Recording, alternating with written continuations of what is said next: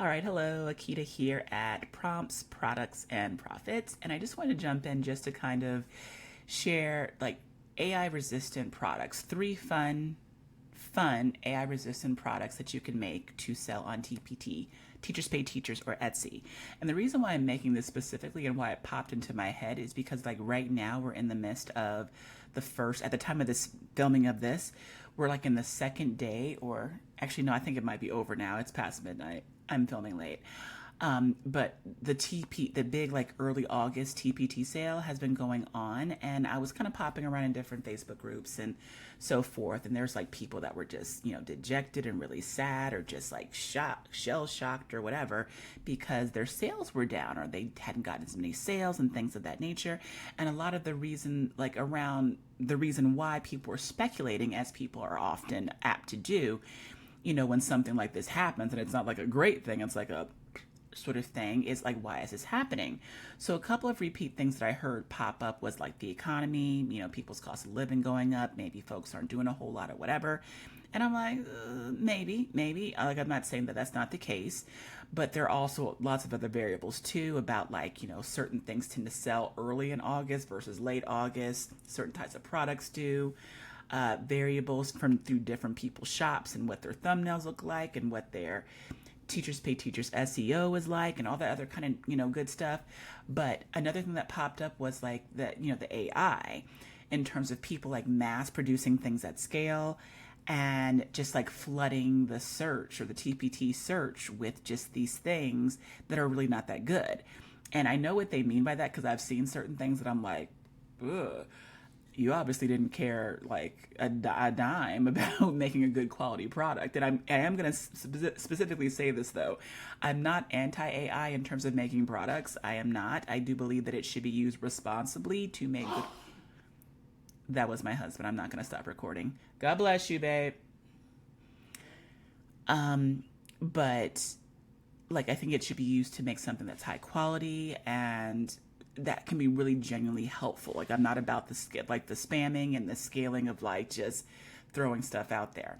Now, that being said, um, let's go into some AI resistant type products that I would encourage everyone to include in their arsenal of products and resources on Etsy and Teachers Pay Teachers. Shoot, do it on your own shop. I'm a very big proponent of putting stuff like this on your own shop and selling on your own platform too. But that's a different video for a different story or a different day. All right, so let's talk about here, what does it mean to be AI resistant? Let me move my face. Sorry. So AI resistant products, they cannot be generated with just a few prompts. They're not like it there's layers to them. They require context, judgment, visual finesse, deep creativity in some way, shape, or form. The human being that's interacting with the stuff, creating it, either using AI to create it or from their own imagination and creativity, they have to be actively involved in each step of the process. Otherwise, it's like a hot mess. Multiple skills are blended: curriculum knowledge, humor, layout, design, graphic, knowledge of kids, be that as you will. And they're hard to automate at scale. Like, you can't make them easily without them feeling generic or unusual or just like a hot mess. It's like literally, it's one of these sites where they were like just, I guess, mass producing stuff and they weren't even bothering to double check the answer keys, and people were just roasting them on Teachers Pay Teachers. I can't even remember the name of the shop, but I'm like, oh my gosh. But like these kind of AI resistance things I'm going to tell you about, they're not easy to make. You can't just make them at scale. They will be trash if you try to do that. And there's a certain amount of difficulty that's involved with making them too. So, in no particular order, as I move my head again, thematic escape rooms, printable ones, digital one, doesn't really matter. They require logic, theme alignment, narrative stuff, puzzle design, so many different types of escape rooms, so many different types of options, things to actually create. Lots of high demand. Competition is relatively low, especially depending if you get like you niche down into specific topics for either Etsy or Teachers Pay Teachers.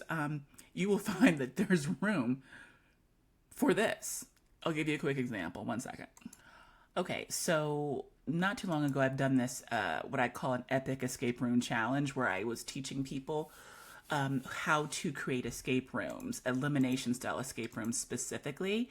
But like, this one is based off of math, but like, look, I mean, there's like a study guide, there is a puzzle, there's like answer keys, there are codes, um, there are different hint sheets and things of that nature. This you cannot just make and just be done with it. Like, you have to be actively involved. You have to be using those skills, context, logic, what makes the most sense. Otherwise, it ends up being complete trash. And so, that sort of thing is what I would call AI resistant. At this point, I know I can't speak for 2 years, 3 years from now, or whatever, but at this point in time, as far as the technology is concerned, these are very hard to make by the average person. You'd have to have some knowledge base, things like that. So when I did the Epic Escape Room Challenge, I'm thinking, well, shoot, I know I'm going to be making these and adding more. Like, I'd make them for my own classroom, but as I like open up my stores and do different things and I attempt stuff, I'm going to be adding these too, because I know that they're AI resistant and that people are going to appreciate, not having to make them themselves. And that's for folks who even want to even dive into that. Some people are just like, forget it, just let me buy something from you, because they don't want to make it themselves. And that is kind of what you want. And the people who really don't care about making a good, high quality product, they'll look at something like this and just say, oh, yeah, ain't worth it. I can't do that, because you can't mass produce stuff like this. Okay, so that's the first one, escape rooms. Let me move on to the next. Okay, so classroom decor and bulletin board kits. Now, let me be specific with this. You can't just classroom decor and think you're going to be good to go. You literally have to kind of niche down and get more specific with it. But that being said, there are plenty of holes to poke and things to be able to like dive into in both Etsy and in Teachers Pay Teachers. If you make something like this, AI does not always understand what is pretty. It is not always easy to go ahead and make templates that are actually functional and attractive and that sort of thing. And of course, we look at the different trends.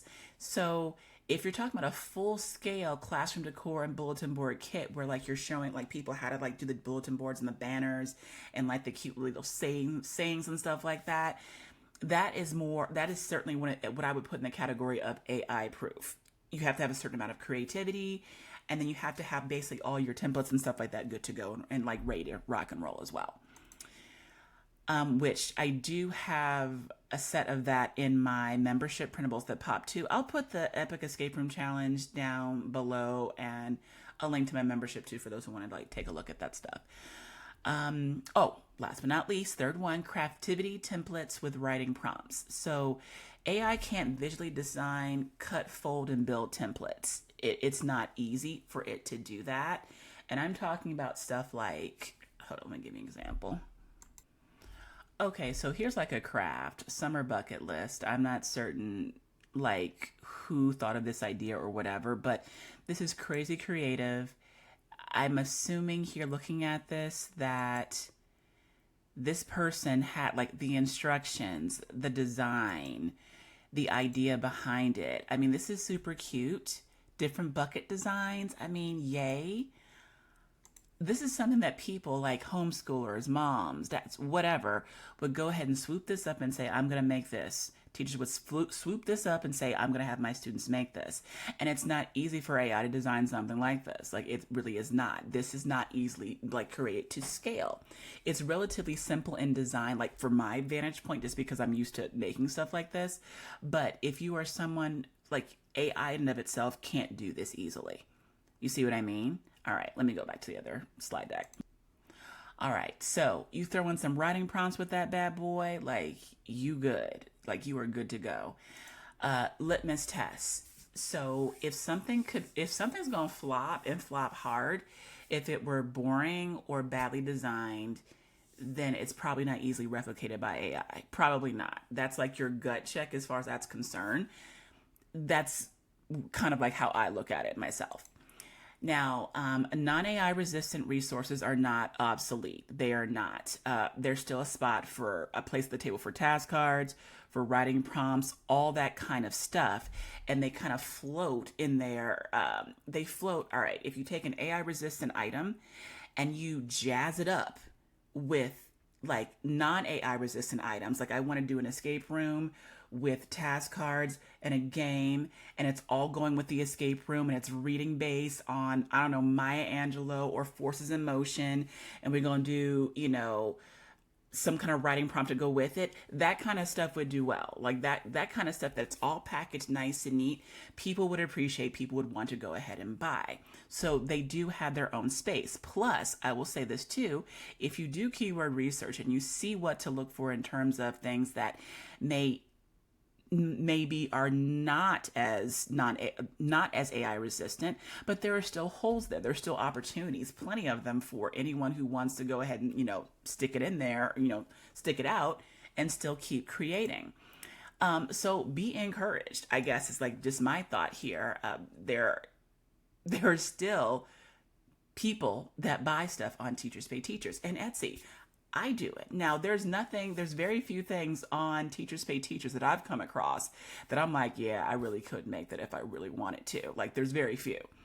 Usually, for the most part, if I really wanted to, I could make pretty much everything because that's kind of what I do in my full-time teaching job. Like, I'm the one that people come to if they want stuff to be made. That being said, even though I can do it, doesn't mean that I always want to do it. In some cases, it's like, okay, so this one person, this teacher author on Teachers Pay Teachers made this kick-tail escape room. You know what? Let me go ahead and like give the $5, $6, $7 or whatever, because I don't feel like dealing with it, but I want to have an escape room for my lesson.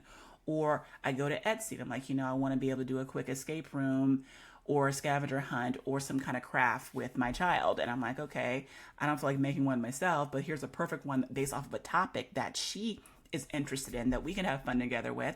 And you just go ahead and you just buy it. So even though there's like all these reels on what teachers can do for Canva and how they can do, it's all over Instagram. Like you just say, you can do this as a teacher, you can do that, which is true. Like it's not like they're lying. You just can't sell the stuff you're using Canva for education because that's against their terms of use. But all that to be said is that just because people can does not mean that they want to, especially once the year gets going and we get inundated as teachers, speaking from experience here, with the stress of just like keeping up with the grading, the classroom management, everything else. At some point, we all hit that wall. We're like, yeah, we can't make anything else. Let me go to Teachers Pay Teachers and buy something. That is the gist, which is why you still see me like, or my family will still see me buying stuff because I just don't feel like it at certain points of the year. If it is not done by August, September, then I'm going to have to supplement any way that I know how. And, I go to my particular spots. There's opportunities in the search, plenty there. If you know keyword research, it's there. They are there. And of course, skill beats speed in the end. All these spammers and stuff like that might be popping up. There's certain things that they cannot touch because it requires too much effort. The ones that are trying to spam and just mass produce AI stuff at scale that are just not that good. And maybe in some cases they're just like, well, I just really want to make some extra money, which, okay, I'm getting you on that one. But if you're producing things that are really not that good, they're low quality, that's an issue. But if you kind of balance out your store and you also look for those opportunities for different things that may not be AI resistant, but there are people looking for them, and you also make certain that you are padding out your store. I don't know why I just hit that. You're padding out your store with things like escape rooms or bulletin board kits or whatever your niche happens to be. Everyone has like their niche or whatever. Craft type stuff. And these are not the only three. There's lots of other ones you could probably dive into as well too that are in that category of being AI resistant. But balance that and think about that as you're creating things. If it's easy to create from like, AI with AI, think about expanding your store and making certain that you have things that are a little bit more difficult, or in some cases a lot more difficult for people who are spamming to compete with. All right, so that's about it for me. Like I said, I'm going to leave the escape room challenge. It's free, by the way. There's gonna be a link down below in the description box.